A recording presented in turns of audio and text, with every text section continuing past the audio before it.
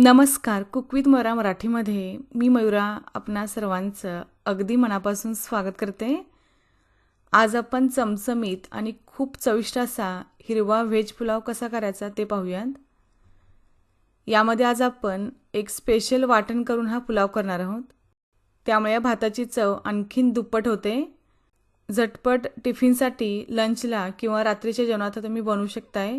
चला तर आता पटकन व्हिडिओला सुरुवात करायची आहे. तर सगळ्यात आधी आपल्याला व्हेज पुलावसाठी एक वाटण तयार करायचं आहे. यासाठी आता इथे मिक्सरच्या भांड्यात मी 4 ते 5 लसणाच्या पाकळ्या आणि एक इंच आलं यात घालत आहे. लसणाच्या पाकळ्या थोड्या मोठ्या आहेत त्यामुळे इथे मी 4 ते 5 वापरत आहे. तुम्ही 10 ते 15 वापरू शकताय. 5 ते 6 आपण हिरवी मिरची देखील यात घालत आहोत. याचबरोबर आपल्याला अर्धा कप ओलं खोबरं देखील यात घालायचं आहे. आता यानंतर इथे मी अर्धा कांदा ओबडधोबड कापलेला यात घालायचा आहे. याचबरोबर आपल्याला 1 टेबलस्पून धने देखील यात घालायचे आहेत. आणि आता आपण भरपूर सारी कोथिंबीर यात घालायची आहे. यानंतर आपण थोडी पानं पुदिन्याची देखील यात घालायची आहेत. 15 ते 20 आपण इथे वापरत आहोत. आणि आता हे सगळं आपल्याला मिक्सरला छान वाटून घ्यायचं आहे. आता हे आपण छानरित्या असं वाटून घेतलं आहे. वाटताना आपण किंचित थोडासा पाण्याचा वापर करू शकताय. बघू शकताय अगदी मस्त याची चटणीसारखं हे तयार झालं आहे. तर ही पेस्ट वापरल्यामुळे हा व्हेज पुलाव खूप सुंदर चवीला तयार होतो. आता व्हेज पुलावसाठी आपल्याला काही भाज्या लागतील. जसं की इथे मी एक गाजर वापरत आहे. थोड्या आपल्याला श्रावणघोड्याच्या शेंगा लागतील. या शेंगा आपण अशा कापून घेतल्यात. याचबरोबर आपल्याला पाव कप मटारचे दाणे लागतील. एक टोमॅटो इथे वापरत आहे. एक कांदा घेतला आणि बटाट्याच्या आपण अशा मध्यम आकाराच्या फोडी करून घ्यायच्या आहेत. याचबरोबर इथे मी थोडे काजूगर वापरत आहे. तुम्ही काजूऐवजी शेंगदाणे जरी वापरलात तरीही चालेल. आणि अर्थातच आपल्याला तांदूळ लागतील. तर हे तांदूळ आपल्याला 1-2 पाण्याने स्वच्छ धुवून घ्यायचे आहेत आणि 15 ते 20 मिनिटे आपल्याला याला पाण्यात भिजवत ठेवायचं. आता पटकन आपण पुलाव करायला सुरुवात करायची आहे. तर हा व्हेज पुलाव आपण या भांड्यात करत आहोत. तुम्ही जरी कुकर वापरला तरीही चालेल. आता यात मी थोडं तेल ओतून घेते. आता इथे तेल छान तापले आहे.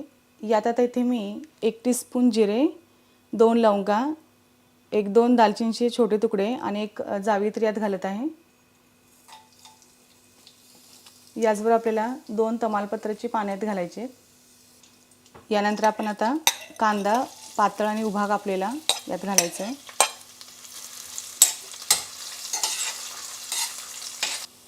तर इथे आता हा कांदा आपण गुलाबी रंगावर परतून घेतला.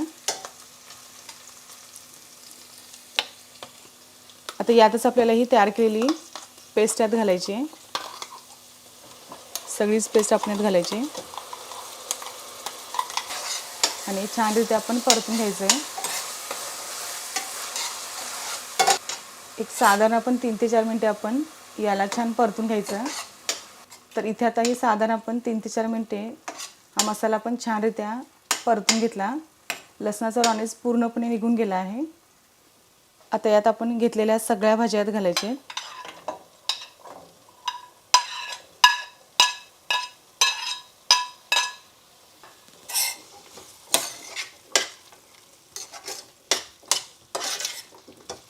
आता यातच इथे मी अर्धा टीस्पून हळद घालते आणि चिमूटभर आपल्याला हिंग देखील यात घालायचं आहे. याचबरोबर 1 टीस्पून आपल्याला गोडा मसाला देखील यात घालायचा आहे. गोडा मसाला जर नसेल तर तुम्ही कोणताही गरम मसाला वापरू शकता किंवा मग तुम्ही सरळ बिर्याणी मसाला वापरलात तरीही चालेल. आता हे पुन्हा आपण छानरित्या याला परतून घ्यायचं. या भाज्या आपल्याला काही शिजवून घ्यायच्या नाही आहेत. आता चवीनुसार यात मीठ घालायचं. आता यातच आपल्याला 15 ते 20 मिनिटे भिजवलेला हा 1.5 कप तांदूळ यात घालून घ्यायचा आहे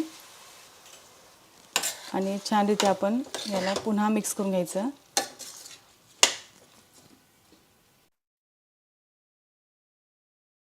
आता यात आपण 1.5 कपासाठी आपल्याला 3 कप पाणी घालावं लागेल. हा झाला 1 कप. हा झाला दुसरा पाण्याचा कप आणि हा झाला तिसरा पाण्याचा कप. आपण 1.5 कप तांदळासाठी इथे मी 3 कप पाणी वापरलं, म्हणजे आपण दुप्पट पाण्याचा वापर करायचा आहे. आता हे छानरित्या आपण ढवळून घ्यायचं. तर या भांड्यावर एखादं आपण असं झाकण ठेवून द्यायचं आहे. तर आपण सुरुवातीला हा गॅस मध्यम ते फुलाच्यावरच ठेवायचा.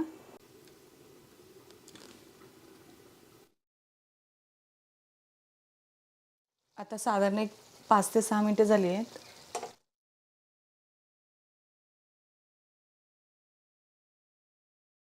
यातलं पाणी पूर्णपणे छान आटलं आहे.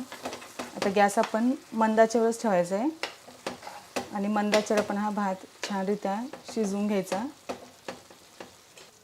आता वरतून यावर आपण थोडंसं तूप यावर सोडून घ्यायचं आहे आणि पुन्हा एक 5 मिनिटे आपण हा भात छान शिजवून घेऊया. आता पुन्हा आपण हा भात चेक करूया. आता अशा एखाद्या फोर्कने हा भात आपण तळापासून छान ढवळून घ्यायचा आहे, जेणेकरून या भाताची शितळ जी आहे ती मोडली जाणार नाहीत आणि तळाला देखील हा भात लागला जाणार नाही. तर आता भात होत आहे तोपर्यंत आपण पटकन रायता करून घेऊयात. त्यासाठी इथे मी साधारणपणे 1 ते 1.5 कप दही काढून घेतलं. यात चवीनुसार थोडंसं मीठ घालायचं आहे. अर्धा टीस्पून आपल्याला जिऱ्याची पावडर देखील यात घालायची आहे आणि 1 चमचाभर आपल्याला साखर देखील यात घालायची आहे. आणि आता हे सर्व छानरित्या आपण मिक्स करून घ्यायचं.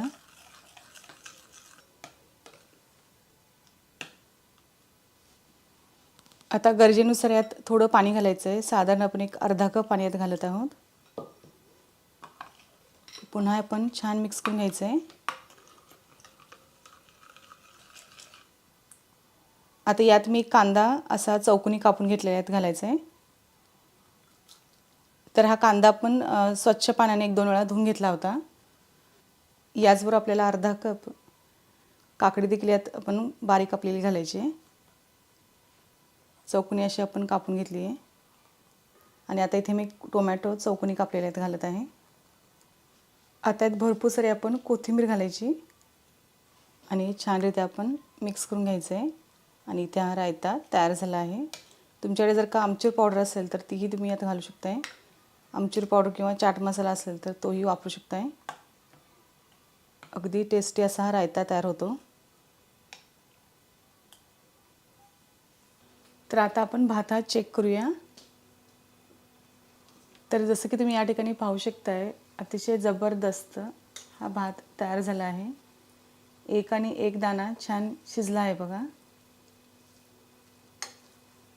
आणि करायला देखील हा तितकाच सोपा आहे. तेव्हा तुम्ही हा रोजच्या टिफिनला देखील द्यायला काहीच हरकत नाही आहे. आता आपण भात सर्व करायला घ्यायचा आहे.